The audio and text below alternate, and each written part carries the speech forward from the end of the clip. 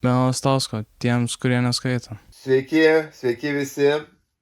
Šiandien aš iš namų, atsiprašau, mano kamera neveikia turbūt. Aš manau, aš gana gerai įsipaišau, į kam šita knyga buvo skirta, nes aš pats per daug neskaitau, bet automatiškai kyla klausimas, tai kodėl žiūrėti šitą video, kodėl klausyti šitą video. Tai nebūtina, bet man tiesiog šitą knygą labai patiko. Ir kągi daugiau daryti, kai tau kažkas patinka. Nejaugi laikyti savo, taip tikrai negali. Tai nesu aš joks knygų kritikas, bet nežinau, man visas šitas dalykas, visas šitas reikalas, visa šita knyga ir visas šitas istorijos, jis buvo tokias pilnas gyvybės, kad, aš nemanau, kad labai lengva yra tą padaryti su knygom. Aš nežinau, ar aš kažkada esu skaitęs tokio unikaliai stilistiško ir vientiso stilistiškai kūrinio kaip šitas, nes šita visa knyga tiesiog kvepuoja Benu Lastausku, kvepuoja jo Facebooko postais, kvepuoja viskuom, ką jisai daro. Beno postus aš labai mėgstu, kad ir nesu tas Vilnietis, kuris dirbo ofise ar kažką tokio ar panašaus, bet aš manau, jis taip yra gerai pagavęs tai, ką jisai daro, kad man tiesiog yra nuostabu matyti, kaip viskas sulimpa į visą šitą knygą. Tai jo, kad biškelį labiau apžvelgti šitą knygą, aš pasielgsiu labai negražiai. Aš pasiimsiu jų apžvalgą, kurią aš jau mačiau Goodreads'ose iš vienos merginos, tai yra Austėjos. Jinai ją įvertino 1 žvaigždute. Viską, ką jinai parašė ir kas jai nepatiko, man labai patiko. Tai atsiprašau, Austėja, bet aš tikiuosi, arba tu nežiūri, arba tu nesupyksi už šitą. Taip pat pirmas dalykas, ką jinai rašo savo reviews, yra, kad pagrindiniai veikėjai yra nepateisinami, besivadovaujantis tik gyvuliškais instinktais, neišmokti nieko daugiau nei poruotis, uždirbti, maitintis ir svaigintis.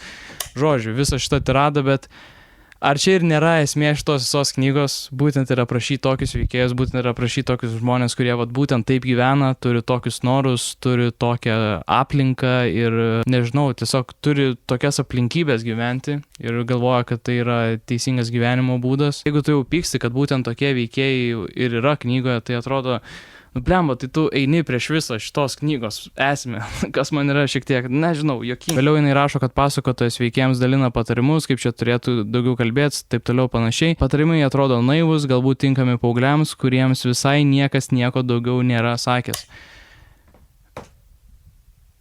O tai čia nėra esmė. Aš manau, kad Benas būtent ir tokiem žmonėm, arba bent jau į tą pusę žmonėm ir rašė šitą knygą, kad jie šiek tiek galbūt pramerktų akis, pamatytų savo aplinką, pamatytų, kaip jie gyvena ir panašiai, nes taip, jie yra daug stereotipų ir taip yra labai daug generalizacijų ir panašiai, bet būtent šitai auditorijai, kuri yra paminėta ant knygos viršelio, tiems, kurie neskaito, man atrodo, kad šita knyga vis tiek, jinai atveria akis. Aš dar pamenu, kad jinai vėliau rašė, kad yra stereotipizuojamos kaimietės, man per daug sunku yra tokius intelektualius žodžius paskaityti, bet man atrodo, kad Benas tikrai nėra žmogus, kuris čia nori dabar pamokslauti, visiems sakyti, kaip gyventi ir ką jie turi daryti, jeigu jie yra tokiose situacijose ir panašiai, bet jo žodžiai ir kaip jisai būtent rašo šitą knygą stilistiškai, jis tiesiog labai savotiškai apima būtent dabartinį laikotarpį, ką reiškia būti tokiose aplinkose, kur yra vartojami narkotikai, ar kur vyksta kažkokie pykčiai, nėra suprantami santykių ypatumai, kodėl jie turi veikti, kaip jie veikia ir ko iš vis turėtų būti norima iš santykių, jeigu juos žiūri kažkokios sveikos perspektyvos ar panašiai. Aš traukiu pusę šitų frazių iš savo šiknos, nes aš iš tikrųjų tiek mažai esu pragyvenęs ant šitos žemės paviršiaus, kad aš čia net neturėčiau kalbėti, bet jeigu tau nepatinka šita knyga, tai galbūt tu esi šiek tiek susireikšminęs, galbūt tu esi šiek tiek įžeistas, būtent kaip jinai buvo parašyta, nes,